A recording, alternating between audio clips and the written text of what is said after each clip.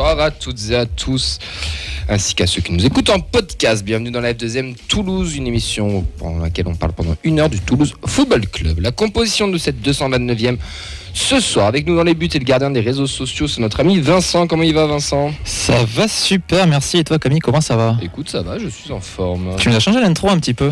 Ouais, parce que j'ai un peu paniqué. Ok, tu veux que je la refasse ? Non. Bonsoir à toutes et à tous et bienvenue dans la FDM Toulouse, on est ensemble pendant 1 heure pour parler du Toulouse Football Club. Avec moi aujourd'hui, autour de moi, une équipe complète qui va parler du TFC. Quoi, tu fais mieux que moi. Bah non, vas-y, franchement, enchaîne, mec, fais la compo. Et on retrouve au milieu de terrain l'ami Fredo, le meilleur fauteuil de championnat. Ah non, c'est pas lui, merde, j'ai confonds. Le meilleur grisonnant du championnat, comment ça va ? Ça va bien. Ah, le micro n'est pas branché. Micro bleu. Vas-y, c'est bon, normalement ? C'est bon ? Oui. Ouais. Allez. Mais ça va bien alors du coup. Et à côté du meilleur Zidane du championnat, on retrouve le meilleur Nathan du championnat, comment ça va ? Ça va très bien, en forme. Je suis pas sûr que ça soit branché non plus. Mais si, Branché. Si, branché, mais le le retour est faiblard chez nous. Ouais. Mais je pense que ça Ok. marche. Ah ouais. Dites-nous en commentaire si les sons fonctionnent. Ça va très bien. L'intro flop. Je laisse dans sa merde du coup. Ah, c'est à moi de Bah, continuer. tu continues, mec, t'as voulu. Et on retrouve fais-toi donc plaisir. le meilleur joker du championnat, Sacha de Mediatolosa. Comment ça va ? Ça va super, peut-être 3 sur 3 si je suis pas branché. Ouais, je pense aussi que Mais- le son n'est pas très bon. Mais ouais, Enfin, pourtant j'ai un retour faible, on nous dit. Donc ouais, Elliot, si tu peux nous augmenter un tout petit peu, s'il te plaît, ça serait bien. Et la technique, il va pas nous faire des pouces derrière sa vitre. C'est notre ami Elliot. Le meilleur autostoppeur du championnat. Et on t'entend pas non plus. Non, vous m'entendez pas? Là, c'est mieux. Ah, Je pense qu'il va falloir bloc. pousser un peu tout le monde, un petit peu tout le monde. Je Je mets tout pense. le monde à bloc et puis on verra ce que ça donne. Bah, Parce qu'il n'y a aucun micro qui marche en fait. Si, là, c'est mieux là. Mais pas trop fort, on n'est pas. Oula, moi je grésille à mort. Ouais. Je suis désolé les amis pour le son, il y a des soucis de son Il apparemment. faudrait que sur tu Radio montes le Stania. général et que tu baisses un petit peu les micros. Le général, c'est le bouton qui est sur ta droite pour mettre le direct. Pousse-le un peu plus et normalement après ça devrait être C'était bon. la feuille de technique. Ouais. Et dites-nous comment ça se passe pour le son, si c'est un petit peu mieux ou pas. On me dit ça grésille, mais c'est audible, effectivement, je m'entends quand même assez. Ouais, je suis désolé, petit souci technique. Il faudrait que tu montes le général et que tu descendes un Attends, peu. je vais venir t'aider, les Elliot, autres ouais. micros. Allez, il va l'aider. J'ai un problème sur le micro en plus, je suis désolé les amis. Bon, au programme de cette 229e émission, je pense que c'est la pire intro qu'on ait faite. Et c'est pas parce que Vincent l'a présenté, c'est parce que la technique, c'est Elliot. Non, je déconne. Pour cette 229e au programme, des news et des actus du club, le débat, comment remplacer Zakaria Abouklala, la preview Toulouse-Metz. Et on recevra aussi Thomas de la Maison du Grenat, compte Twitter sur les Messins. Il vient de nous présenter le club de Metz. Vous pouvez bien sûr réagir avec nous sur le Twitter avec le hashtag FDM Toulouse, sur notre compte foot F2M Foot, la vidéo Facebook Live de la feuille de mal. Alors là, m'a carrément coupé. Là, vous m'avez carrément coupé, les gars. Donc, là c'est mieux. Là, on va carrément boycotter, mais c'est pas grave. Donc, le compte de la feuille de match sur Facebook, celui de Radio Stania, ainsi que notre live Twitch. Vincent, alors, est-ce qu'on a du monde qui est connecté ? Ah bah non, il n'est pas là. Du coup, tournez sur son portable, c'est génial. Alors il y a Freefly sûrement, il y a Harry, ouais c'est affreux. Waouh. Il y a vraiment Tarente aussi mon frère, on les embrasse. La Yana Baté qui est heureux de nous suivre et qu'on salue. Il y a Jeff AK1, Fab Satergarpa, Freefly, Thierry Cap, enfin voilà, bonsoir à toutes et à tous. C'est horrible même sur les noms étrangers comme les noms toulousains, des surnoms, c'est une catastrophe. Regarde surtout mon historique comme d'habitude. Ouais, baisse ton micro, putain c'est vraiment dégueulasse comme intro sonore.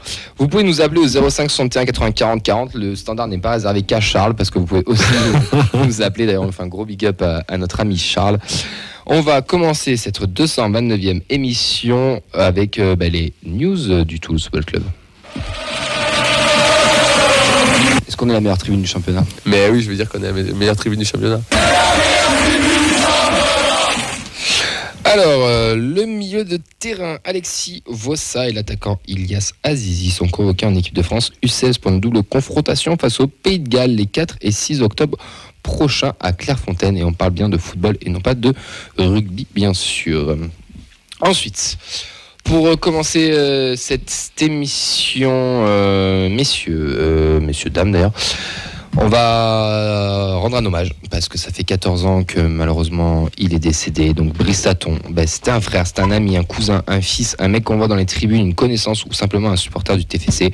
Il y a 14 ans, Brice Taton est décédé suite à des blessures lors d'un déplacement en Serbie lors d'un match de Coupe d'Europe. À l'époque, on se plaignait pas forcément au niveau du club pour avoir des parquages extérieurs parce qu'il n'y avait pas beaucoup de mecs qui se déplaçaient. C'était totalement une autre époque, mais un groupe de potes qui est parti en Serbie voir leur club de cœur jouer en Coupe d'Europe sont tombés dans une embuscade au mauvais endroit, au mauvais moment.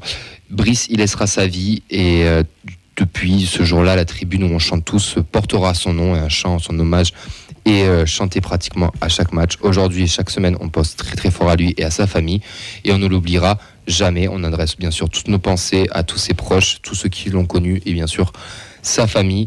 C'était la pire des nouvelles qu'on a eues il y a 14 ans. On a l'écharpe qui est juste derrière avec nous, Brice avec nous. Moi j'ai encore le t-shirt d'ailleurs de l'époque à la maison. Alors il n'y a plus de flocage dessus parce que là, mais ils avaient fait un t-shirt Brice. Je me rappelle aussi du match hommage qu'on avait fait face à Lorient. On perd 1-0 avec un putain de but de Gamero sur penalty. Mais voilà, c'est horrible, mais c'est arrivé il y a 14 ans. On l'oublie pas. Il n'y a pas que lui, bien sûr, que dans le club qu'on n'oublie pas, mais aujourd'hui, on a une grosse pensée pour lui et toute sa famille. Donc, ça nous tenait à cœur aussi de le rappeler. Pour enchaîner après ça, le programme du week-end pour nos jeunes et nos féminines. Mon cher Vincent, qu'est-ce qui se passe ce week-end ? Alors, juste avant, j'ai l'impression que les réseaux, ça bug aussi. Ça serait pas drôle. Je vais afficher les commentaires en live, mais je les vois, donc j'essaierai de les lire. Ne vous inquiétez pas, les amis. J'ai l'impression que le son, c'est un peu mieux, c'est un peu arrangé, si je dis pas de bêtises. On va commencer donc avec la Fabrique Violette qui nous donne des informations chaque semaine sur la préformation. Donc, les U14 reçoivent l'UGS Toulouse pour un derby. Les U15 reçoivent Castanet et les U16 reçoivent Albi. Côté du coup Académie, la N2 c'est repos ce week-end. Les U19 ils recevront Saint-Etienne dimanche à 11h sur l'annexe Bristaton et les U17 recevront Marseille samedi à 11h également sur l'annexe Bristaton. Pour les féminines, c'est la mauvaise nouvelle du week-end. On pensait les voir potentiellement à 13h ce dimanche. Au final, elles ont été délocalisées sur les terrains de la Ligue Occitanie à Castelmourou. Donc le match sera dimanche à 13h là-bas face à Cannes pour une réception de Cannes. Elles viennent de gagner leur premier match face à Colomiers la semaine dernière. Donc on espère une victoire de notre Détroit féminine. Pour les U23, ce sera un repos parce que c'est la Coupe d'Occitanie et les U19 se déplacent à Clermont dimanche à midi sur l'annexe 2 du Gabriel Montpied. On le sait tous, quand on se déplace en Auvergne, en général, c'est pas fifou, même quand les Auvergnats viennent ici. Donc on leur souhaite vraiment bon courage et bonne chance. Aussi les 19 ont perdu cette semaine. Les U19 masculins contre Monaco, c'était le match hors retard qui avait été décalé, toujours pas pourquoi d'ailleurs. Ils ont perdu 2-1 malgré l'ouverture du score. Ouais, on a Ismaël Silatouré qui roule en première mi-temps, il y avait un 0 à la mi-temps, il en a encaissé 2 buts, donc j'ai oublié le nom, excusez-moi, du joueur qui a marqué un doublé en seconde mi-temps, et donc maintenant le TFC est 6e à 5 points de la tête. On vous annonce tout le programme chaque vendredi, on vous donne tous les résultats tous les lundis sur nos réseaux, la feuille de match sur Insta, Deuxième Foot sur Twitter, la feuille de match sur Facebook, et je crois que c'est tout. Je crois que c'est tout, mais d'ailleurs, c'était pas mal. Checkez un petit peu les réseaux en fin d'émission. Skyblog, non ? Non, MySpace. Copain d'avant. MySpace. J'ai Antoine K qui m'a ajouté sur Copain d'avant d'ailleurs, on en parlait avant l'émission. Ouais, sur MSN, j'ai mis des petits trucs étoile, rendez-vous. Horrible. Je t'enverrai un whiz. Ouais, ça, je et là, t'as pris 20 ans dans ta gueule. Ouais, j'ai déjà la Coupe d'Europe. Hein. Et oui, c'est vrai comme quoi, tout est possible. Allez, voilà pour les petites news autour de notre club. Il y a aussi la pelouse qui va être changée, ça c'est la petite news en plus, parce que le dernier match de Coupe du Monde est tombé hier. Non, c'est dans... Il en reste encore ? Ouais, Fidji, Portugal. Ah merde. Normalement c'était ça, ils changeaient la pelouse entre le match de Metz et entre le match du rugby. Non, normalement il y avait un match qui était joué avant de reprendre la Ligue. C'est n'importe quoi. Je sais pas. Je sais pas pourquoi, mais c'était ce qui avait été annoncé au moment où je crois que c'est 8 octobre, le dernier, une semaine après Metz. Quoi. Ça mérite. J'ai un compte Twitter qui s'appelle Combien de pelouses par saison sur le stadium, d'ailleurs, n'hésitez pas à le follow. On va passer au débat, messieurs. Le débat il est très simple ce soir, c'est comment remplacer Zakaria Abouklal. Le capitaine, c'est celui qui a la barre quoi, et qui conduit le bateau. C'est à nous de décider qu'est-ce qu'on veut faire cette saison. Si on veut jouer le haut, si on veut jouer le bas. Et après, t'as les Moussaillons. C'est ceux qui rentrent qui vont faire la différence. Et c'est tous ensemble aujourd'hui on va chercher un résultat. Il est un peu gêné, Fred, à chaque fois qu'on met le jingle. Je suis pas encore habitué. Quoi. Et pourtant, c'est pas nous qui l'avons fait. Hein. C'est un auditeur qui nous l'a fait. Moi, je le trouve excellent. Dame de star, France Bleu hier, jamais le match aujourd'hui. T'es notre capitaine à nous, Fred. Ouais, c'est dur quand même, capitaine. Et nous sommes tes Moussaillons. Ouais. Je lui ai dit ça mardi, il a bégayé. Donc, est-ce que tu nous le feras un jour en live ? Genre, tu sais, on balance le jingle, on baisse le son, mais c'est toi qui parles. Juste pour une info, c'était fait en live à une époque. Non, mais ce connard. Il n'y a pas d'enregistrement pour faire le jingle. Il nous le refait, genre en live, tu vois. Genre, me leur par surprise, alors je te. Waouh! Quand on aura un débat Siro, par exemple. Est-ce que c'est la faute à Siro? Ah, bougez pas. Allez, on recentre un peu les débats, messieurs. La nouvelle, elle est tombée. Il sera indisponible jusqu'en fin de saison, potentiellement. Néanmoins, il y a un trop flou sur sa blessure. Il y a des trucs qu'on comprend pas. Le club ne communique pas vraiment sur la nature de son indisponibilité. On sait juste qu'il s'est fait opérer à Londres. On sait pas si c'est une entorse, un ligament croisé, quelque chose. Les médecins devraient nous communiquer plus tard. C'est pas la première fois qu'ils font ça au TEF, mais quel est l'intérêt? Je sais pas. Il faut leur demander. Parce que déjà, à un moment donné, c'était quoi, une entorse au début là? L'opération pour une entorse. Non, alors c'est des infos qu'on a eues à droite à gauche qu'on a pu voir. C'était pas officiel, mais voilà, nous on pensait au ligament croisé. Au final, là pour le moment, en fait, on fin de saison, c'est sûr que c'est les croisés. Enfin, qu'est-ce que tu veux que ce soit d'autre? D'après les rumeurs qui tournent, apparemment le TEF est en train de faire une mini-série sur le milieu hospitalier pour justement annoncer la blessure d'Aboukla. Yaya Sanogo en guest qui t'annonce. Et les médecins de la série H qui seront là aussi pour faire les trucs. Raccroche pas ta bière, Elias. Que pensez-vous du fait que Sacha, t'en penses quoi, le fait qu'il cache un peu tout ça là, c'est bizarre quand même. J'ai du mal à comprendre. Secret médical. Ouais, alors secret médical, mais c'est à moitié assumé quoi. Le coach en conférence de presse, il dit on en saura plus tard. Lui, il communique sur ses réseaux, il n'en parle pas. Donc, de toute façon, on peut rien dire à part bon établissement. Mais c'est juste, c'est bizarre quoi. Enfin, je comprends pas l'intérêt de pas communiquer sur ça. Est-ce qu'il a une valeur marchande qu'on veut le vendre après, qu'on ne veut pas effrayer les potentiels acheteurs? Je sais pas. Mais dans tous les cas, ils seront dans un mois. Ah oui, quand tu fais un moment donné, médical. D'ici 2-3 mois, quand il n'est pas revenu, tu sais très bien que fin de saison quand même. Là, ils annoncent fin de saison potentielle. Le démo, c'est fin de saison potentielle. Quoi, des croisés, c'est quoi, 6 mois d'habitude? Donc ça le ferait revenir au mois de mars. Là, ça fait 7-8 mois quoi. Ouais, il est quand il fait les croisés, il les fait en août, il revient sur le dernier match. Donc Oui. Non, sur le timing des croisés, c'est cohérent quoi. C'est un an pour s'en remettre. Même si tu te dis 6 mois après tu roules, c'est un an. C'est peut-être lui le joueur qui veut pas qu'on communique aussi. Ça je l'ai vu aussi, c'est possible aussi, mais c'est pareil. C'est quand tu vois son tweet. Oui, mais si tu veux pas qu'il communique, tu te dis qu'il communique pas. Oui, mais quel intérêt aussi de. Parce qu'ils ont dit qu'ils vont communiquer plus tard. Donc c'est différent. Ils ont dit qu'ils vont le faire. Non, mais peut-être qu'il était peut-être pas prêt. Il avait des échéances aussi. Aboukla, il avait la CAN au mois de janvier. Voilà, janvier. Donc, mais voilà, je sais pas, peut-être qu'il et est-ce qu'Innocemment, on est pas 100% sûr de ce qu'il a aussi? Je sais pas. Non, donc tu t'opères un truc, tu sais pourquoi tu t'opères. On n'est pas les docteurs de H qui l'ont opéré. Peut-être qu'il y a autre chose en plus. Je sais pas. C'est très flou, c'est très bizarre. Ou alors c'est nous, on se torture la tête pour rien en fait, peut-être. Non, mais dans un premier temps, c'était normal, mais une fois qu'il y a eu opération. Oui. Normalement, c'est que les choses, elles sont oui. Après, c'est un potentiel, ça va voir comment ça évolue aussi selon. La seule bonne nouvelle, c'est qu'il n'aura pas simulé une blessure pour la journée contre l'homophobie. C'est vrai, vous rigolez tous jeunes, on y a tous pensé, il faut arrêter au bout d'un moment. Il est droit, on y a tous pensé. Il est parti, c'est pas moins quoi, donc c'est déjà pas positif pour lui. Mais du coup, tu viens de me niquer ma prochaine rubrique des 3 minutes. Écoute, ça sera plus tard. Grosse perte sportive en tout cas pour le début de saison. C'était quand même l'atout numéro 1 de l'équipe avec déjà 3 buts au compteur. L'année dernière, il est sur 37 matchs, 10 buts, 5 passes d'ess. Ça fait mal au secteur offensif. Sissoko est blessé. Aboukla vient ajouter à la longue liste des longues blessures parce que c'est pas des petites blessures. Qui pour le remplacer? On a eu le débat mardi, savoir si l'effectif était cohérent. Meilleur ou que l'année dernière. Meilleur que l'année dernière. Meilleur que l'année dernière, excuse-moi, j'ai oublié. J'étais dans le déni. Malheureusement, on a eu 2 blessures au même poste, avec des joueurs qui pouvaient potentiellement te faire basculer un match, apporter un peu un grain de folie. Aujourd'hui, je ne vois pas de joueurs dans l'effectif qui puissent prendre le relais de Aboukla. En plus, il avait des stats personnelles, donc il avait quand même, l'an dernier, il sort quand même avec une belle saison. Oui, clairement. Cette saison aussi, tu sentais que la différence pouvait venir quand même souvent d'un seul joueur.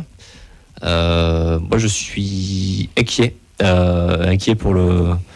pour la suite, puisque déjà qu'offensivement, on était un peu léger. Si on doit se passer de lui toute la saison, on vend un Chaibi. Bon, on va pas faire le débat de mardi, mais on vend un Chaibi en fin de saison à l'intersaison pour prendre un mec comme Donum qui pour moi n'a pas les mêmes qualités, que ce soit d'un Aboukla ou d'un Chaibi. Donc voilà, un peu dans le flou, un peu inquiet. Voilà. Sacha. Je suis assez d'accord sur le fait que les débats, on en a fait beaucoup, vous l'avez fait. Est-ce que l'effectif est meilleur que celui de l'année dernière? Et moi, j'étais plus dans le camp qui dit oui, c'est plus malléable, c'est plus complet, il y a plus de profondeur. Et c'est le contre-exemple, quoi, puisque on se retrouve avec 2 blessés sur les ailes, et quand on fait les comptes, après, numériquement, c'est compliqué derrière, quoi. Alors, ça va forcer ce que certains commencent à juger un peu comme agaçant, c'est-à-dire s'adapter, tester des choses, etc. Mais comme Jean Roy à gauche, par exemple. Ouais, voilà, c'est très très mauvaise nouvelle Mais après, qui pour le remplacer, j'espère que tout le monde aura sa chance en tout cas. Parce que là, il y a une place à prendre, quoi. Qui pour le remplacer, Fred? Nicolas Hyssen, pardon. T'as pas 36 Du gaucher. solutions, c'est Mamadi Bangré. Enfin, si tu veux, avec 3 attaques. Mamadi, Messi, Bangré. Non. Ouais, excuse-moi. C'est reparti. Bangré, on va dire. Oui. Ouais, donc Mamadi Bangré, Donoum. S'il n'est pas suspendu. Hein. Ouais. Magri, Attends dimanche. le seul qui peut jouer au poste, c'est Donoum. Hein. Après, Non, c'est Bangré. Ailier gauche, c'est Bangré. Ouais. Après, ouais. Après, on retombe dans le truc où tu fais jouer. Il y a Magri aussi. Et Begra, oui. Mais dans quel système déjà on va jouer? Voilà, c'est ça. Et là aussi, là. Et Skita aussi, qui a été cité par Exactement. sur les réseaux, Skita Non, aussi. Skita, non. Mais pourquoi pas? Non. Pourquoi pas? La pépite. Non. La pépite. Pour moi, je Skita, il a du mal déjà à son poste, alors si tu le mets ailleurs. Faut bien qu'il y ait des joueurs Non, qui mais c'est sortent de vrai, cette quoi. situation-là aussi. Pour moi, Qui d'ici le doivent mercato, je vois vraiment un changement complet de système. Parce qu'au mercato, forcément, on ne peut pas envisager qu'il n'y aura pas de recrues. Ce sera Pourquoi mercato? Pourquoi on devrait attendre le mercato? Parce que tu vois très bien que tu es bloqué. Bon, t'as Sissoko qui va revenir normalement avant la trêve hivernale. Mais pour le moment, on n'a pas pu le juger. On ne sait pas ce que ça vaut, Sissoko aussi. Hein. On l'a vu sur quelques matchs amicaux. Il en a frustré certains de l'équipe. Comédie. Voilà. Donc, moi, je vois bien pour le moment, on va changer de système complet avec le retour de Spearings aussi. Ça montre qu'on va changer de système. Pourquoi pas un passage à une sorte de 4-1-4-1. Bon, je sais que j'étais pas fan de l'époque Casa, mais faire un milieu assez dense. On a des joueurs, hein, des milieux axiaux, du joueur Caceres sur les ailes. C'est ça. Alors Il nous reste deux vrais ailiers. Tu délaisses un peu les ailes et tu changes un peu de système et Wow. tu repasses dans pas l'axe. des alliés. Genre Jean Roux. Tu mets milieu droit, milieu gauche, pas un ailier. Mais Schmitt, je sais pas, un peu plus bas, du coup, t'es moins Non, l'ailier. la logique, c'est Bangré. Oui. La logique, c'est Ou bon. Begraoui. Non. Bah si, Begraoui a joué ce poste d'ailier. Il n'est pas ailier. Oui, mais il a joué ce poste d'ailier. Celui qui a fait plus de postes, qui a plus ce poste-là. Non, mais là, sur la longueur, c'est pas une blessure qui dure 3 matchs, c'est une blessure qui va durer 30 matchs. La logique du coach. Donc il faut installer quelqu'un. Magri. Magri a plus le profil. Ouais. Moi, je lancerais Bangré. Mais Magri, oui. Magri, c'est pas son poste. Si tu m'insultes sur Begraoui, je dois t'insulter sur Magri. Même si dans la logique, Magri doit jouer. Pour moi, Bangré, ça a le rôle du super sub. Quoi. Je le vois mal installé titulaire à chaque match. Pour moi, je vois bien. Magri, il a plus ce rôle, je trouve. Il aspire plus la confiance. Moi, je pense qu'il est temps de lancer Bangré. Sacha. Moi, je suis d'accord avec Fred. Parce que Bangré, super sub, mais en réalité, Begraoui aussi. C'est des joueurs qui font mal quand ils rentrent, mais sur un match, ça paraît compliqué. Qui font mal aux adversaires ou tes yeux? Qui peuvent provoquer, un petit peu des deux, mais là, j'ai envie d'y croire. Quoi. Ouais. Mais il y avait la conférence de presse du coach, sur Bangré, il a parlé, il a dit qu'il Il a parlé. Il a bien esquivé la question. Mais il a dit, alors de mémoire, il est proche, on travaille, on discute beaucoup avec lui, il est pas loin, on devait le faire jouer, mais des changements de plan, on fait on verra dimanche. Il est gentil. Genre, je botte en touche.com. il a dit, il lui manque un petit truc. Voilà, c'est ça. Le plat du Il pied. est proche. Le plat du pied. Mais je veux dire, si c'est pas le moment maintenant, ça sera jamais le moment, quoi. Ah bah Et clairement. Franck Magri, c'est un gars qu'on adore, mais jouer à gauche, à droite, trimballer au bout d'un moment, peut-être même lui, il va en avoir marre. Je sais pas. Depuis le début de la saison, on est sur du dépannage déjà. Donc au final, on n'est plus à ça près. Juste un petit rappel, parce qu'on avait la question qui était posée sur les réseaux, il ne peut pas être remplacé par un joker médical à Bouclal, parce que le joker médical, il y a 2 cas de figure. Si c'est le gardien et que c'est une blessure longue et que je crois que le deuxième gardien est blessé aussi, dans ce cas-là, il peut avoir un joker médical. Sinon, pour un joueur de champ, il faut que le joueur ait été blessé pendant la sélection en équipe de France. En sélection. Non, c'est équipe de France. C'est équipe de... J'ai vérifié, c'est même plus sélection nationale, c'est équipe de France. Donc c'est vraiment... C'est quoi ces règles là, On est tout pas près d'avoir un joker médical. Voilà. Donc les seules solutions pour que ce soit remplacé, c'est si, comme disait l'ami Fab, qui est sur Transfermarkt en train de chercher un remplaçant à Bouclal, Les contrats libres. un contrat libre. Si on a un contrat libre qui coche les cases data et qui n'est pas trop cher pour un contrat... tu vois, Elliot, t'es pas libre en ce moment? Fait un contrat libre. Je travaille, je suis à la fac. Du coup, non, pas trop. On peut t'aménager la du temps, pas tout de S'il y avait un joueur libre qui remplissait tous les critères data, on l'aurait pris avant. Je pense Exactement. Je pense aussi. Donc là, il n'y a rien de possible avant le mercato d'hiver qui ouvre au 1er janvier. Ou alors changement de système. On joue à 2 devant. Et tu passes moins par les ailes. Bah, on va venir au changement de système. Juste avant qu'on passe au changement de système, on va juste aller voir Elliot. Camille, c'est qu'on ne sait pas, Novel, on ne sait pas ce qu'il veut faire exactement. Mais personne ne sait, même lui, c'est Voilà, pas de toute donc, façon. Non, mais enfin, moi je. donc on a du mal à dire. Petit coup de colle d'ailleurs. Carles, tu vas appeler pour nous expliquer? N'hésite pas. Elliot, toi, cette blessure-là, qui tu vois à sa place avant qu'on parle de système? Moi, je verrais bien Donum à droite. Comme ça, hein, le premier match contre Metz, Donum à droite, Magri à gauche et Dalinga en pointe. À court terme, et après à voir si par exemple il y a, je sais pas, l'entraînement, tu as des mecs qui se distinguent un peu du lot, comme un Bangré qu'on a cité tout à l'heure, qui peut pourquoi pas dépasser Donum, ou sur certains matchs, s'il est moins bien, je sais pas, être titulaire. À voir, franchement, il y a beaucoup de possibilités, mais il n'y a pas un joueur qui se distingue du lot, et il y a beaucoup de possibilités, on va dire. Ouais, j'ai quelques réactions sur les réseaux, mais d'abord, je voudrais rebondir encore une fois sur ce que disait Fab en commentaire, qui était c'est là qu'on regrette Birmancevic. Ah bah, je l'ai dit il y a 15 jours, où tout le monde s'est foutu de la gueule.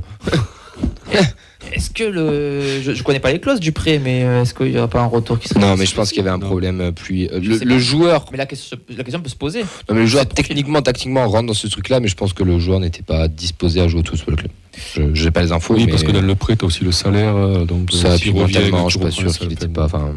Mais oui, il manque. Côté, quoi. Là, pour le coup, il manque. Donc, d'autres réactions sur les réseaux. La dame qui nous dit, d'après les rumeurs, la blessure d'Aboukla est due à Siro. Info à suivre. Il y a Thierry qui parle aussi du fait qu'il risque d'être invendable. Pour Yann, avec la blessure, ça va être un vrai chantier. Donc Thierry qui hâte aussi du mercato d'hiver, parce qu'en attendant, on va bricoler comme depuis le début du championnat. Qui pour lui dit donc que le petit Bangré c'est light. Pour Yann aussi, c'est Mamadi Bangré, mais niveau expérience, c'est pas top. Jeff nous dit on lance Bangré, Begraoui dans la rotation et Sissoko qui revient dans un mois.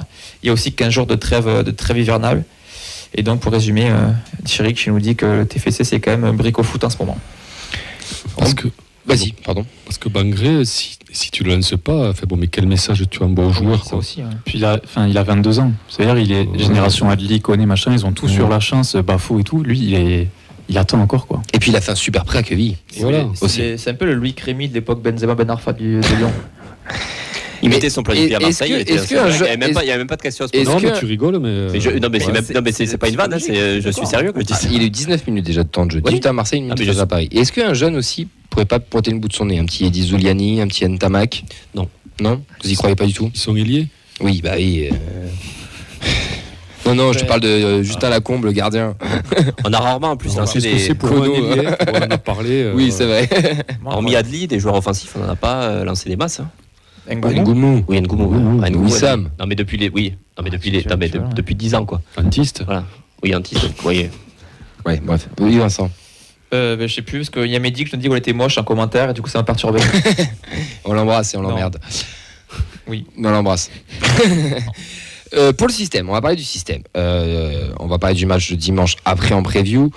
Mais là, cette blessure, elle remet un petit peu tout en cause. Déjà, on sait pas trop ce qu'il veut faire, mais de ce qu'on voit qui revient le plus souvent par rapport au jeu prépa et de ce qu'on a vu un petit peu en discussion, le 4-2-3-1, 4-4-2 variable en fonction qu'on ait ou qu'on n'ait pas le ballon, revient un peu plus. Donc c'est là où on a vu des genres côté gauche qui peuvent apporter un autre truc sur le schéma tactique.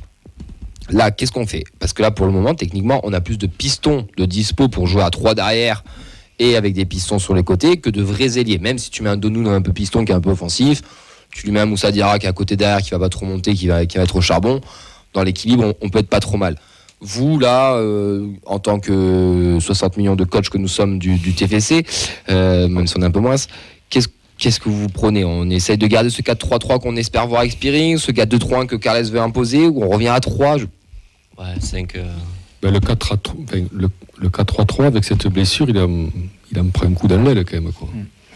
Parce que c'était quand même... Après, il en prend un coup dans l'aile, mais tu mets un mec côté gauche, comme disait Elliot, avec un Magri qui, logiquement, dans la hiérarchie, devrait jouer, et tu mets ton latéral gauche, Soiseau, qui est très offensif, et tu demandes à Magri de rentrer à l'intérieur pour libérer l'espace sur le côté, c'est pas non plus incohérent de ouf, tu vois. Tu perds ton meilleur atout offensif, quand même, quoi. Oui, mais ça c'est encore une autre histoire. C'est l'histoire, quoi. Mais non, mais je veux dire, Camille, si tu veux revenir à un jeu offensif, avec du jeu et tout, et que tu perds ton meilleur atout offensif, je sais pas si Carles, ça va, déjà qu'il n'était pas hyper chaud. Donc toi, tu verrais quoi? Un retour à 3 ou un... Moi, je tenterais à 3, ouais. Donoum à droite, Dalinga, et puis Bangré, et puis tu vois ce que ça donne, quoi. Moi, je suis moins inquiet d'avoir cette grosse blessure cette année que si on l'a vu l'an dernier, parce qu'on a Montagnier qui, des fois, est un petit peu jusqu'au boutiste dans son système. Parce que là, on a quand même un Carles Nouvel qui, on l'accuse de changer trop de système. Donc, du coup, il peut s'adapter aux joueurs qu'il a. Donc, je pense que ça peut être coché. Voilà, je crois qu'on avait parlé un petit peu mardi du fait qu'on avait quand même beaucoup de joueurs milieu plutôt axiaux. Donc oui, moi, franchement, un 4-3-3 mais ou un 4-5-1 mais en changeant d'animation. Un bon 4-4 de Losange, les familles. Là. Que ça ne passe plus forcément par les ailes. J'ai l'impression que ça sera ça, oui. On passe plus par les ailes, on passe vraiment plus par le milieu. Et là, pour moi, ça a intérêt d'un Gelabert qui, comme un Triro à une époque, était totalement libre. Bon, 4-4 de Losange, il n'est pas si con que ça. Avec nos deux latéraux offensifs qu'on a, c'est typiquement le schéma que tu peux... Avec ballon, il peut être proche d'un 3-5-2 en plus. Sur FIFA, ça passe. Je joue bien 4-5-1, pareil, 4-1-4-1, 4-5-1, avec le retour de Spearing Sentinelle, avec un gros milieu bien fourni. Forcément, tu passes moins par le... ça fait pas rêver. Alors, ça fait pas du tout rêver, mais avec les joueurs que tu as à disposition, sur du long terme, malheureusement, c'est ce que tu peux faire de mieux, je pense. Puis un Jean-Ro milieu sur ce côté-là n'est pas intéressant. C'est pas le même poste. Puis derrière, tu sais que tu auras des latéraux qui comblent vraiment et qui même apportent encore plus du jeu, qui peuvent toujours réussir à centrer. Je suis pas sûr que Carles il soit dans ce truc. Je pense que le Carles il est. Après, Siro il serait bien. Hein. Siro plus notre ami. J'ai oublié ce nom. Spearings. Non. Caceres. Non plus. Gelabert. Non plus. Schmid. Merci. Voilà, les deux ensemble, ça serait très bien. Un point pour le quiz. Les pièces, c'est très beau. Non, mais c'est en même temps le 4-2-3-1, ça marche bien pour défendre et tout, mais jouer sur les ailes, des dédoublements, combien on en a vu depuis le début de la saison?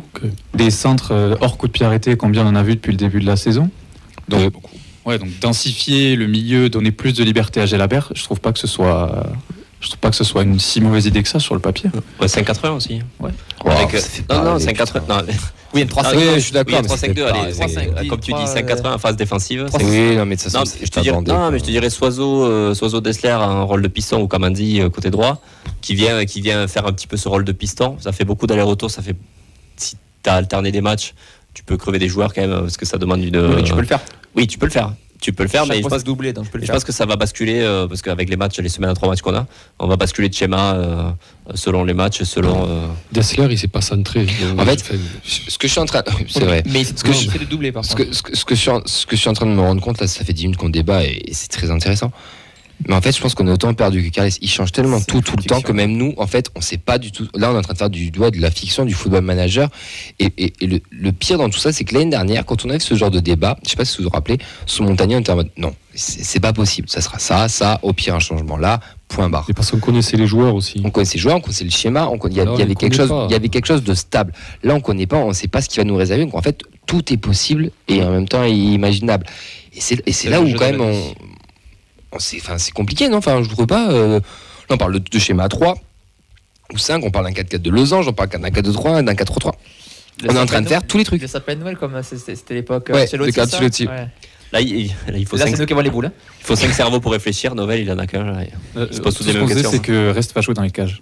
Ouais, ça je suis d'accord. Franchement. Mais tu sais, c'est con, mais. Et Dalinga devant. Non, mais dimanche, lorsqu'on a fait le live au Danube face à Lens, on n'avait pas encore les compos officiels. J'ai commencé à préparer la feuille. Je marque Reste, je marque Nicolas Hyssen, et puis là, je suis là en mode bon, je vais attendre le reste. Tu vois ce que. Enfin, et tu ne sais pas, en fait. Tu ne sais pas. Et c'est problématique. Et la perte de la bouclade, sur ça, elle met encore plus dans le dur. Après, c'est aussi un avantage, entre guillemets, parce que toutes les équipes qu'on joue, je crois que c'est le coach de Saint-Gilles qui disait ça, il dit cette équipe-là, je sais pas comment elle va jouer, je sais pas comment. Il n'a pas dit avec cet accent-là. Ouais. Je m'y risquerai pas. Une fois. Voilà quoi. Nous on est perdus, mais alors les mecs qui connaissent pas nos joueurs et qui voilà, ils doivent être encore plus perdus quoi. Ou alors tu crées des doublettes, c'est-à-dire. C'est pas le pétanque là. Non, mais pas des doublettes. On va se souvenir Fred encore. Oui, je vois ce que je veux dire. Oui, c'est des paires de joueurs qui restent ensemble, tu veux dire? Non, des paires de joueurs que tu peux intervertir. Un match sur deux. Voilà. Okay. Donc genre Caceres, Spearings. Tu peux associer Schmidt à Siro.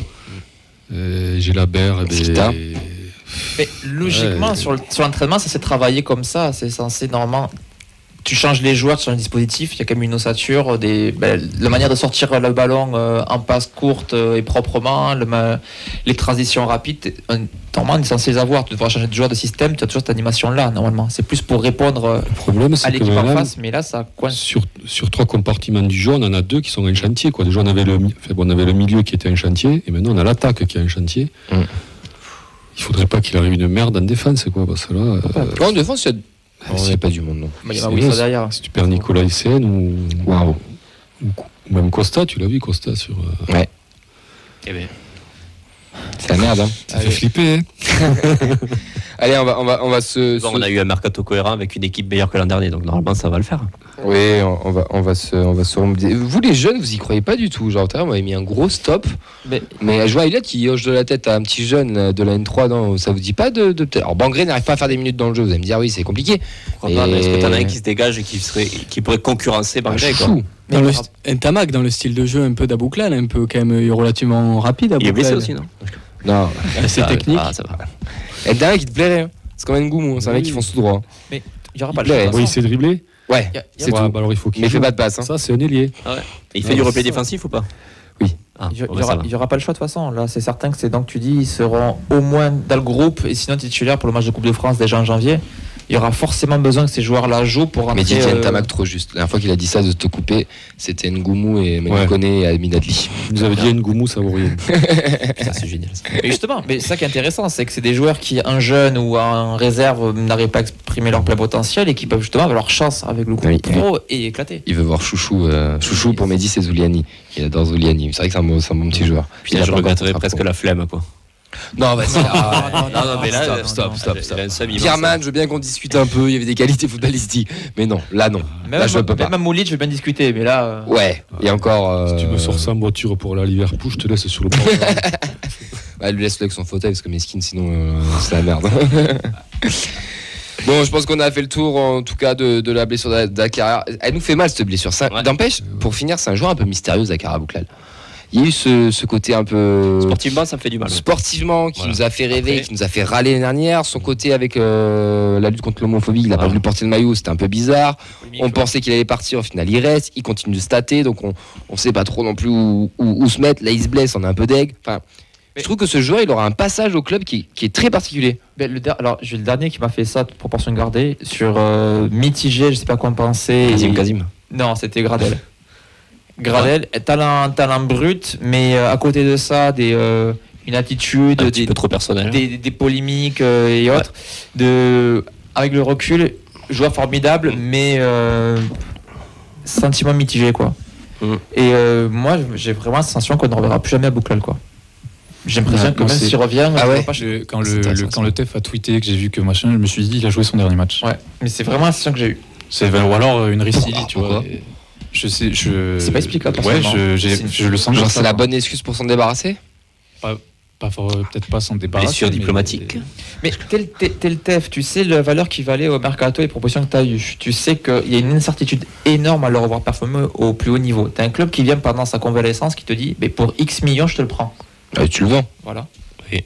Donc, est-ce qu'un club va venir pour X millions prendre un mec à des croisés? Mais un club qui a les moyens. Il est jeune. Voilà, un club qui a les moyens, c'est un risque mesuré. Nous, on veut le vendre. Pas mercato hivernal. Après, il y a eu des propositions pour lui quand il était en pleine forme. Oui, mais pas ce qu'il voulait. Ouais, pas aux attentes de. Mais c'est Shaibi qui part à 17 millions, ils attendaient le même prix pour. Je sais pas. Ils mettront pas le même, ils mettront pas le même prix, mais tu auras des offres, c'est sûr. Mais parce que par exemple, si tu avais eu Shaibi à 17, il y a Abouklal aussi à 17. Les deux partaient. Non, ils en gardaient un quand même, non? Je crois qu'ils en gardaient un. Les deux partaient, non? Oui, si tu recrutes derrière pas un mec pas comme Dono, on te dit Abouklal à 17 et 2 jours après t'as Shaibi à 17. J'essaie de mettre dans une partie de manager dans ma tête et je te dis ça dans 2 secondes. Je sauvegarde la partie d'abord. Je pense qu'après je te dis. Sauvegarde rapide et si ça marche pas on relance. Ouais, c'est ça exactement. Là, je pense qu'il n'y a pas eu tant que ça de. Non, l'offre à 17 ils l'ont pas eu, ça c'est sûr. Mais après ouais, c'est marrant ce sentiment de se dire tiens c'est son dernier match pour les 2 dernières minutes là. Pourquoi vous ressentez ça? Moi, je sais pas si je pourrais vraiment l'expliquer, mais tout ce il y a un côté bizarre sur cette blessure, je le sens pas. Et alors je le souhaite pas, mais j'ai vraiment l'impression, genre ça me choquerait pas que ce soit son dernier match, quoi. Moi, ça me choquerait pas qu'on apprenne qu'il était déjà blessé, qu'il s'est terminé entre guillemets sur le match, et pas qu'il s'est blessé sur le match. Ok. Je sais pas. Je peux être complotiste pourquoi on en parle plus, Non, c'est pas complotiste. Non. C'est un peu quoi. Mais non, c'est par hasard. Non, mais qui traînait ça depuis peut-être un petit moment et qu'on ne savait pas. Un t-shirt comme par hasard. Hashtag la terre est plate. Ça finit en jingle, ça fait gaffe. Non, mais il y a tellement de mystère en même temps. Non, mais c'est vrai qu'il y a un flou quand même. Ça fait pas le même effet que Ricili. Boris Oui, Civil, ils sont le kiffé. Oui, voilà. Zach a eu un petit côté. Il y a s'est bien blessé, on a rapproché, été malheureux, on savait que ça allait être chou qui revient. Oui, mais il Mais lui- rappelle l'histoire du foot pro. Le gars il est en Détroit, il arrive, il se retrouve en D1 française. Il y a aussi cette C'était le chouchou du stadium. Non, aussi. mais même à Bouclal, Bouclal n'a pas fait aujourd'hui. de base, avec ce qu'il propose sur le terrain, ça devrait être un chouchou, quoi. Mais c'est les à côté qui ont fait que. Voilà, il y a ça. Il y a lui qui a pas montré un attachement au club de fou, quoi. Enfin, tu vois ce que je veux dire? Il dégage pas un truc autant que Ricili, alors que c'est la même blessure, apparemment, c'est le même type de blessure. Et paradoxalement, il était très heureux du retour de Spearing, il a montré sur les réseaux et tout, donc Bon, écoutez, On verra. c'était intéressant en tout cas. non mais c'est mystère. C'est une grosse perte quand même pour le club, pour l'équipe, parce qu'on perd l'un de nos meilleurs attaquants, voire le meilleur pour le moment statistiquement, en tout cas en ce début de saison. Oui, vas-y. Non, après, 5 minutes. pardon, je croyais que 5 minutes. Donc voilà, peut-être l'émergence de Mamadi, on espère, ou d'un autre, peut-être un Yanis.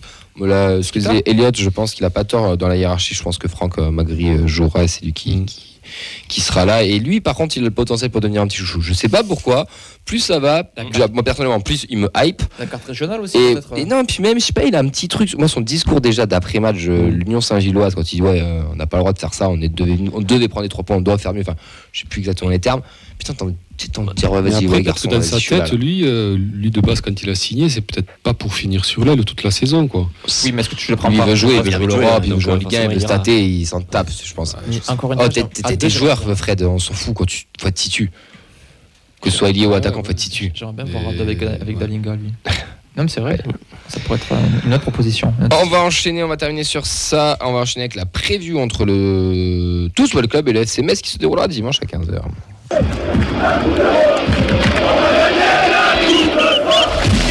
C'est terminé.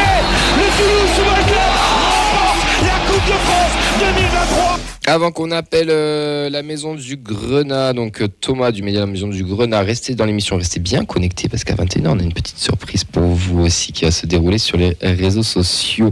Donc on reste connectés, il va se passer un petit truc très sympathique. Match à 15h au Stadium, je vous conseille d'arriver très tôt. 2h. Il faudra aller dehors, non? Il faudra sortir. Bon, dans le Non, siège, t'inquiète. Ça, c'est pour plus tard. Ça. Il l'aura, mais plus tard. Je conseille d'arriver tôt. La Loncopole, la navette est 2 heures avant le match. Victoire impérative pour nos violets dimanche. Avec la manière. Non. Waouh. Oui. Allez. Il y a déjà, il y a des Non, je déconne. Non, on est sur l'équipe, c'est parti. Allez, Damien Gregor, on t'écoute. Non, pardon. Désolé, c'était horrible. Ah non, Tu pourras victoire. couper, Ah non, moi, je le redis. t'as dit Je vais avoir le même argument que j'ai dit contre Clermont. La victoire avec la manière, sinon rien. Et toi? Déjà, la victoire, oui. C'est impératif. Mais comme tous les matchs, presque, j'aime dire, il faut gagner. C'est pas mal, ça. Mais là, il faut. Mais là, on se fait chier depuis 3 mois maintenant. Donc, Et il faudrait quand même Et montrer. la un peu cerise du sur le contenu. gâteau, oui, il y avait la manière. Mais est-ce que la manière, on va la récupérer comme ça de match sur l'autre On sort de match minable contre Lens. Est-ce qu'on va arriver à. Ah oui, tu joues un promu quand même. Il faut. Tu joues un promu qui va Bah, être oui, derrière. Et s'il faut, il va te marquer un but au bout de 30 minutes. Et là, tu vas retomber. Enfin, Ah, mais bon, si ouais. t'attends de jouer en contre promu pour gagner un pauvre 1-0. J'ai pas dit quoi. qu'il fallait pas jouer en contre. Hein. Ouais, mais bon. Ça, les gars, tranquille. Ah, le Sacha. pet chaud, hein. Plus nuancé qu'avec la manière, mais je dirais la victoire sans se faire peur. Tu sais pourquoi on l'a recruté? La nuance, c'est bon. Non, mais t'as raison. Ça, ce mec était à l'école, tu vois, il sait faire la synthèse. Oui, mais dans son message, il tient avec la manière quand même. C'est vrai quand j'ai un petit couple, tu sais, qui s'engueule, genre, t'as fait les pattes? Non, mais non, j'ai pas fait les pattes. Non, mais on mange quand là? Toi, Vincent, la victoire impérative ou pas? Les 3 points. Et on a Excellent. vu des belles choses. Excellent. Non, ça si, il faut. Non, mais je rejoins un peu ce que je vois en commentaire là, ce que dit Free Fly. J'attends un carton perso et un Mouimet qui dit surtout la manière. Volarium qui dit victoire impérative avec la manière et un Stadium qui doit pousser derrière. Moi, je suis bien, plus sur le carton Lui, que un sur la like. manière, tu vois. Mais le Franchement. carton, dites pas trop fort parce que Donoum va s'en charger dès la 5e minute. Oh, mais tu vois, un bon 3-0, merci, au revoir, tu vas terminer, bonsoir. Il y a 2 types de 3-0. 3-0, tu fais 3 comptes et tu marques 3-0 ou 3-0 tu fais un bon match. Rien à foutre. Ah ouais, toi 3-0. tu veux 3 points. Mais c'est un score qui envoie un message aussi. Ça te remet en confiance, puis tu as une nouvelle communion avec ton public. Alors que finalement, est-ce qu'un 1-0 avec 90 minutes où on les balade mais qu'on marque un but, ce serait aussi efficace? Quand je dis avec la manière, je dis un match référence sur lequel tu peux t'appuyer. Malheureusement, aujourd'hui, à l'heure actuelle, on n'a aucun match référence. Marseille. Non. Tu fais un pauvre 0-0, tu t'as. Pauvre 0-0. Non, arrête, tu vas dire un pauvre non, mais 0-0. Non, mais t'as 2 barres contre toi, tu peux aller gagner un match. C'est Pour moi, parti c'est du pas jeu. la référence. On fait un match correct. Match référence au Danube, Marseille, pas plus. Merci. Non, c'est le meilleur match de la saison. C'est le meilleur match de la saison, mais c'est pas un match référence Marseille pour moi. Ah bah pour moi, dans le jeu, c'est le seul que je vois en match référence. Parce que c'est le meilleur. Bah, donc c'est un match référence. Oui, mais comparé à ce que tu vois, sans forcément que ce soit un match référence. Je pense pas qu'il y ait de match référence. C'est vrai qu'il y a de bons, de mauvais matchs référence. Non, mais on joue mal. Ah bah ça oui, ça on joue mal. Non, Moi pour moi, il y a la demi-heure face à Brême, les 15 dernières minutes face à la Roma et 60 minutes face à Marseille. Voilà, des matchs amicaux. 2 sur 3, c'est des matchs amicaux. C'est déjà pas mal. Hein. L'avant-match à la Bodega était très bien. Après, sympa. Il y a eu une siffle d'arbitre et voilà. Sympa. Elliot, victoire impérative dimanche. Même à 1-0 à la 95e sur un but de raccro, je prends. Ça, c'est vraiment. Non, mais juste la victoire là, parce qu'on n'est pas non plus dans une posture très favorable. On est sur une pente un peu descendante, donc là, faut se reprendre, même si c'est une victoire très. Pas très molle, mais sur un match très compliqué, c'est pas grave. Juste 1-0, ça passe. D'ailleurs, ça me fait rebondir sur la stat Opta, vous l'avez vu, où on devrait être dernier alors qu'on est. Surperforme. Pas dernier. Surperforme. Au classement, pardon, parce que Metz, ils sont devant nous. Oui, mais ils sont bien devant nous, non? Ils ont 3 points de. Non, ils ont 8 points, mais nous on en a 6. Ouais, 8 points, c'est ça, 2 points. C'est stat, moi je comprends pas. Là. C'est la victoire à Lens. Oui. Oui, mais c'est une je équipe. comprends pas. On est 15e, on devrait être dernier. Non, mais par rapport aux expectative goals, au nombre de chances que tu devrais marquer, tu devrais avoir plus de points, blablabla. Chaque match, tu as 2 poteaux contre toi, donc à un moment donné, il faut bien que ça tourne. Ouais. Mais après, on s'en branle un peu, on va se mentir. On va dire qu'on est bien. Elle nous aurait mis premier, les stats Opta, on aurait eu le même discours ou pas? On n'est pas promis. Non, mais voilà. On n'est pas promis. Ah, mais il faut bien. Non, mais c'est qu'il faut les prendre en compte. C'est que tu surperformes, que c'est pas ta place. Quoi. Bien sûr. Avant qu'on reçoit Thomas de la maison du Grenat, je vous rappelle de rester vigilant à 21h. On vous annonce un petit truc très sympathique qui va arriver ce week-end et pour vous dans la semaine, chers supporters du Toulouse Football Club. Salut Thomas, comment ça va et bienvenue. Bonsoir tout le monde. Écoutez, très bien, merci pour l'invitation et j'ai suivi l'émission depuis le début, donc je sais de quoi vous avez de tous les sujets sur lesquels vous avez discuté. Donc non, c'est vraiment très intéressant de pouvoir discuter de ce match avec vous. Super, merci à toi en tout cas d'être disponible ce soir. Est-ce que tu peux te présenter ainsi que ton média aussi, la Maison du Grenat? Oui, alors moi dans la communauté médecine, j'ai un pseudo qui est celui qui est Socket. Donc on peut m'appeler Thomas pour l'émission, il n'y a pas de souci. Donc en gros, la Maison du Grenat, c'est un média, on va dire. C'était plus à la base une idée de compte pour parler un peu de l'actualité du FCMS que j'ai lancé en 2018, donc en mai 2018. Et l'idée, c'est que voilà, c'est depuis tout ce temps, je faisais notamment sur une chaîne YouTube des débriefs. Là maintenant que professionnellement on commence à être un peu pris, on apporte plus un petit point sur l'actualité du FCMS, sur les matchs du FCMS. Partiellement, notamment sur les réseaux sociaux. J'ai la chance d'être abonné, d'habiter sur Metz, donc de bien suivre l'équipe, ce qui me permet notamment d'être là à tous les matchs à domicile. Et donc ça permet un petit peu de rester bien connecté à l'équipe, quoi. Parfait, merci beaucoup pour cette petite présentation. On va parler directement du match, mais on va d'abord parler un peu de ton club, Metz, qui vient de remonter en Ligue 1. Ils ont 8 points, donc ils sont pour le moment un peu devant le Toulouse Football Club. Comment tu juges leur début de saison de Metz?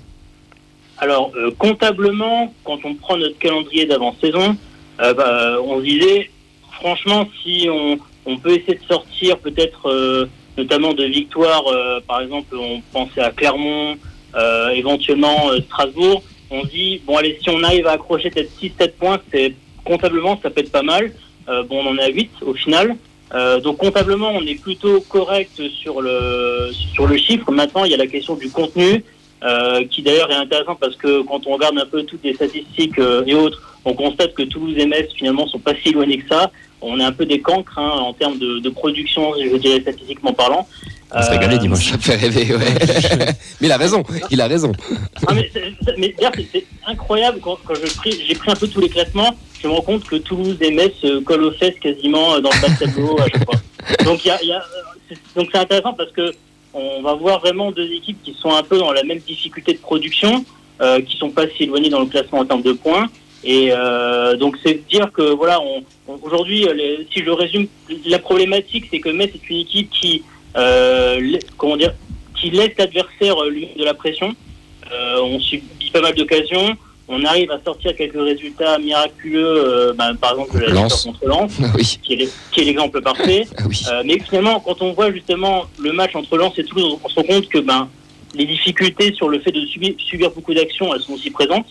Mais le fait est, c'est on subit beaucoup d'actions, on essaie d'opérer en compte. Mais le fait est, c'est qu'offensivement, on n'a pas forcément la production, la création de jeu où on se dit, ok, on est menaçant offensivement. On a des fois des fulgurances. Et c'est là qui est, je pense, l'une des vraies problématiques pour le FCMS à l'heure actuelle. Est-ce que tu expliques aussi cette perte offensivement par le fait que Sadio Mané est toujours à Liverpool et pas chez vous ? Non, c'est une blague. Non, le fait que vous avez perdu surtout Miko Tadze qui est parti à l'Ajax, est-ce que tu l'expliques par ça ? Et qui tire le banc à l'Ajax. Oui, qui tire le banc. Bah, après, de nous, ce qu'on a vu de Toulouse... T'as bien rigolé avec Branco. C'est que le directeur sportif le voulait absolument, mais pas le coach. Voilà, tu confirmes ? Ouais. Bah, c'est ce qu'il dit. En tout cas, d'où le fait que dans la communauté, on se marre en disant, ça se trouve, au mois de janvier, on va gentiment débarquer pour, un peu comme vous avez fait, on va arriver, on va dire, alors du coup, votre joueur sur le banc, on peut le récupérer si vous voulez, en prêt. Voilà, non, mais je sais pas si ça se passera. Mais effectivement, Miko Tadze est une perte immense parce que Miko Tadze a une faculté qui, au FCMS, a été importante pour tous les attaquants qui ont, je vais être mesuré quand je dis ça, mais qui ont réussi au FCMS. C'est-à-dire que c'est un joueur qui était capable de se débrouiller tout seul sans l'appui collectif de son équipe. Et donc automatiquement, un attaquant qui est capable de se débrouiller tout seul est un attaquant qui fait des différences à lui tout seul et qui peut, à travers ses fulgurances, porter son équipe et qui peut stater vraiment à partir de lui-même. Là, à l'heure actuelle, ces remplaçants qui ont été recrutés sont plus des joueurs qui dépendent des joueurs autour de lui et qui, par conséquent, vont être moins autonomes. Et forcément, par définition, l'efficacité de l'équipe va en pâtir, puisque pendant très longtemps, tu mises sur un joueur pour, entre guillemets, te sortir, un ou deux joueurs pour te sortir de mauvaises situations. Le jour où ils sont plus là, malheureusement, si tu n'as pas un collectif offensif pour te sortir de là, tu pêches offensivement. Et ce début de saison, on est un peu à la preuve, surtout depuis le départ de Miko Tadze. Qui c'est qui a remplacé Miko Tadze, du coup, du côté du FCMS ? Alors, pour résumer de manière très simple, donc les joueurs, il y a eu 3 recrues au poste d'avant-centre qui ont été soit pour être la doublure à la base du remplaçant de Miko Tadze ou le remplaçant de Miko Tadze, à savoir qu'il y a eu Elisor qui l'année dernière jouait à Laval, il y a eu 2 joueurs qui jouaient à Hull City la saison dernière, Benjamin Tété et Oscar Estupinan. Sachant que, pour résumer, Elisor vient plus, à la base, on a profité d'être un attaquant un peu remplaçant de l'attaquant titulaire. Benjamin Tété, lui, avait été présenté comme étant le remplaçant potentiel de Miko Tadze. Le fait est, c'est que, au vu de ses rechutes de blessures depuis le début de saison, je ne suis pas sûr qu'il retouche un ballon avant l'année prochaine. Et je n'exagère pas quand je dis ça. Et donc, ils ont recruté sur la dernière journée de mercato, sur les dernières heures du mercato, donc Oscar Estupinan, qui est un attaquant colombien, qui a plutôt fait des stats l'année dernière à Hull City, mais et c'est ce que j'ai pu voir notamment sur le match à Lens, que j'étais au match Lens-Metz et aussi le match à domicile. C'est un joueur qui malheureusement, contrairement à Miko Tadze, ne peut pas se débrouiller tout seul. Il a besoin d'avoir des ballons qui lui sont mis sur lui, des bons centres. C'est rien qui va faire jouer les ailiers, qui après va se déplacer dans la surface, qui attend quelque chose, mais c'est pas quelqu'un qui peut se débrouiller tout seul.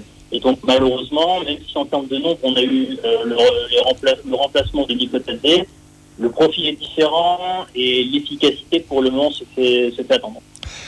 Metz, c'est un club qui fait l'ascenseur depuis pas mal de saisons. Comment toi, en tant que supporter, tu juges cette instabilité ? C'est pas trop dur en tant que supporter ? Alors ça c'est hyper marrant. Moi j'avais une théorie à une époque, je me suis dit, est-ce que la direction fait pas exprès de faire ça pour, entre guillemets, créer une année sur 2 une sorte de cercle vertueux?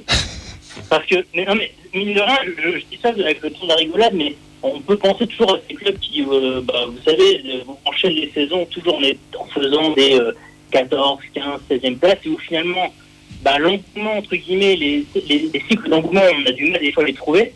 Et le fait est, même si je sais que c'est pas la raison, le fait est, c'est qu'une année sur 2, Metz arrive à avoir une sorte de saison où il y a de l'engouement.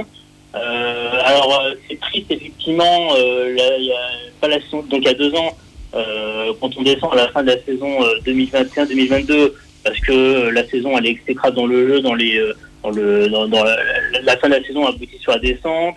Et après, il y a la saison dernière où jusqu'en mois d'octobre, on pense vraiment qu'on va rester en Ligue 2 parce qu'il n'y a rien qui va. Et derrière, qu'est-ce qui se passe depuis fin octobre jusqu'à la fin de la saison de Ligue 2, on a eu la montée, 23 matchs sans défaite, quoi, d'affilée. Donc, c'est assez compliqué, c'est qu'on sait c'est pas qu'on sait, mais c'est la vérité depuis quelques années. On a une année sur deux où on a une sorte de bonheur qui apparaît et l'année d'après une tristesse. Sauf contre-exemple, ça a été saison post-Covid où on a réussi à se maintenir, donc faire 2 saisons d'affilée en Ligue 1. Mais malheureusement, Metz a besoin de plus que 2 saisons d'affilée en Ligue 1 si on veut pérenniser ce club notamment. Comment tu le vois cette saison ? Tu penses que le maintien est possible, facile, accessible, ou que ça va être quand même très compliqué pour le Football Club de Metz ? Pour moi, on va se battre jusqu'au bout parce que déjà le fait qu'il y ait moins de clubs que les saisons précédentes fait que le niveau se resserre et il se resserre pas vers nous mais plus vers entre guillemets le haut. Et aujourd'hui, clairement, Metz contre quasiment tous les adversaires de Ligue 1 se déplace en ayant potentiellement ce sentiment d'infériorité. Je veux dire, on a pu même le voir contre même des adversaires. Je pense d'ailleurs que c'est le cas contre Toulouse, je le dis comme ça, mais il y a ce sentiment où on se dit, par exemple, on affronte un club qui était déjà là l'année dernière en Ligue 1 et on a un peu peur. Et ce sentiment-là qui va faire que Metz, les joueurs vont peut-être avoir du mal à se lâcher, plus le manque de confiance offensive, c'est des choses qui vont faire qu'on va se battre jusqu'au bout et qu'à moins de créer une série qui, comme ça, arrive, va faire que de toute façon, ça va être une guerre jusqu'au bout, effectivement. Par rapport à dimanche sur le match qui va poser nos 2 clubs, c'est quoi les points forts du FC Metz ? Où c'est que les Toulousains vont devoir se méfier ? Alors, c'est intéressant parce que vous avez abordé la partie notamment pratique et donc je l'ai écouté, c'est bien de voir vos opinions là-dessus. Metz, c'est une équipe, comme je l'ai expliqué, qui va, c'est un petit spoiler, mais très simple, c'est que Metz, normalement, va laisser le jeu à Toulouse. Ah, merde. Et nous, on va vous laisser le jeu. Ouais, ça va être sympa. Ça va être sympa dimanche. Alors, d'ailleurs, il passe au coup d'un vol, ça va se terminer là. C'est intéressant que vous dites ça parce que, mine de rien, au deuxième mi-temps du match contre Strasbourg qui a eu le week-end dernier, Patrick Vieira a tenté ça.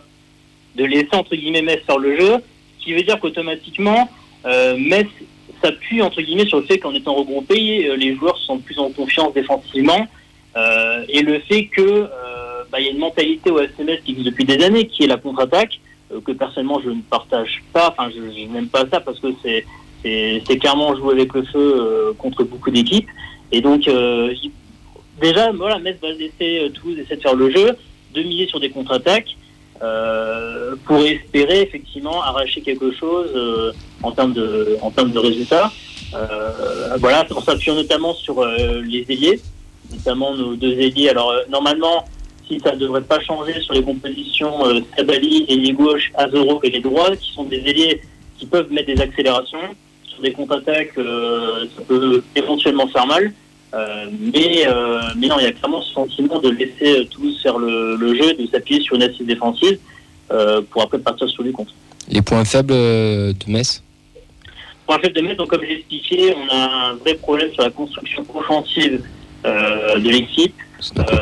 Donc comme je l'ai dit précédemment, avec effectivement pour l'illustration parfaite, surtout le fait qu'il y a un manque d'accompagnement offensif, à savoir que ça va se reposer sur des fulgurances, notamment 3 joueurs de devant, surtout les ailiers, et ça va beaucoup dépendre est-ce qu'on va avoir un milieu de terrain qui va accompagner les actions, porter une menace. Mais aujourd'hui, clairement, le gros point faible pour moi, pour Metz aujourd'hui, c'est la construction offensive de l'équipe. On a une grosse amitié entre nos deux groupes de supporters, la Horda et surtout la BFS chez nous. Toi, ton regard sur le TEF, c'est quoi ? En tout cas, nous d'ici, les Messins, c'est les copains, tu vois, qui viennent. Genre, il y a vraiment ce sentiment d'amitié. Toi, ton regard sur le TEF, c'est quoi ? Ah oui, effectivement, on a alors pour résumer, c'est vrai que le sentiment d'amitié, on en a bien conscience, notamment porté parce que, pour résumer, au FC Metz, il y a 2 groupes de supporters principaux, dont l'un qui est justement très très proche, effectivement, de ceux de Toulouse. Donc, il est arrivé, effectivement, que notamment lors de déplacements de supporters toulousains à Metz, il y a eu, je m'en souviens très bien, c'était il y a 2 ans d'ailleurs, qu'il y a eu un cortège. Un partage commun, ouais. Un cortège commun. Ouais. Alors que ça n'arrive jamais, de fait d'avoir des cortèges mélangés avec les supporters adverses à ce niveau-là. Donc ça prouve bien ce côté-là, qu'il y a quand même des liens qui sont pas anodins avec qu'on peut retrouver avec d'autres groupes ou d'autres clubs. Donc non, on a forcément une opinion plutôt bonne dessus. Moi, si je vais aller plus loin, même si je sais qu'il y a eu un peu de remue-ménage, je dirais, de votre côté au niveau direction avec tout ce qu'il y a pu avoir, il y avait quand même ce côté où on se disait, ok, Toulouse a connu quand même un moment un peu négatif avec la descente. Ça n'a pas été immédiat, mais c'est quand même de reconstruire quelque chose.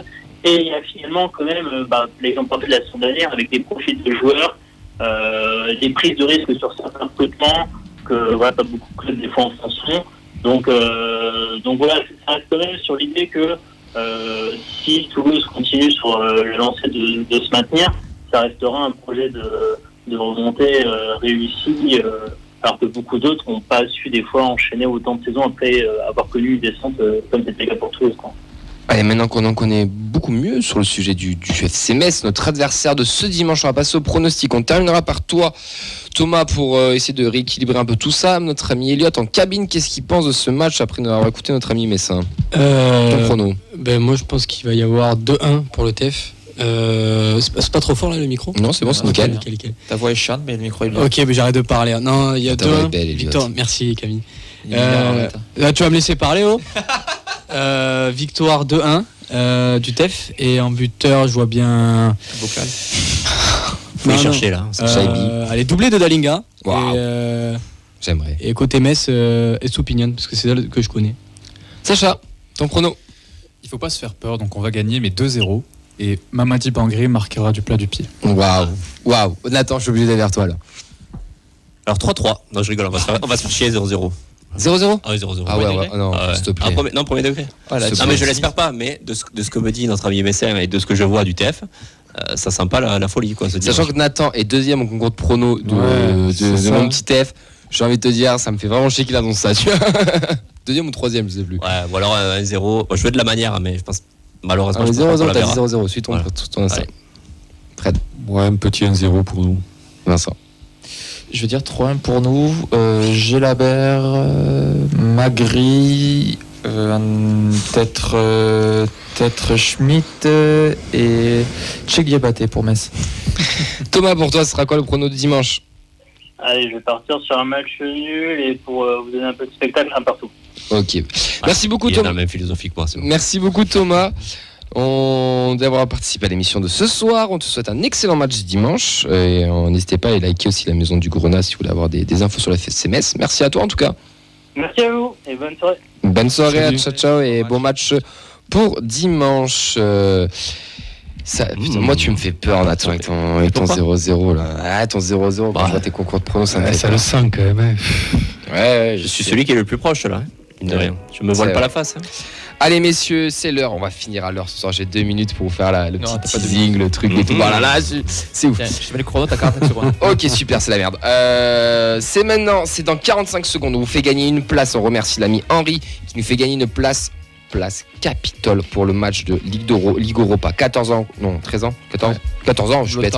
14 ans qu'on avait vécu l'Europe à Toulouse, on fait gagner une place Capitole grâce à notre cher ami Henri. Le jeu concours est lancé dès 21h sur tous nos réseaux, donc vous allez liker en like. Vous allez remercier Henri aussi, allez le suivre, allez le remercier, allez le voir à la bodega, il sera très content. Ce sera sûrement grâce à lui que vous ferez une super expérience en Coupe d'Europe ce jeudi. Ouais, il faudra s'abonner à la chaîne YouTube de la feuille de match pour participer au concours. Exactement, 10 secondes. Merci Lotte à la technique, merci Sacha que vous trouvez dans les spaces de Média Toulousain, mais pas ce soir exceptionnellement. Merci Nathan, merci Fred, merci Vincent. Merci Camille. On vous dit à mardi, on vous souhaite un bon match dimanche. Ciao ciao.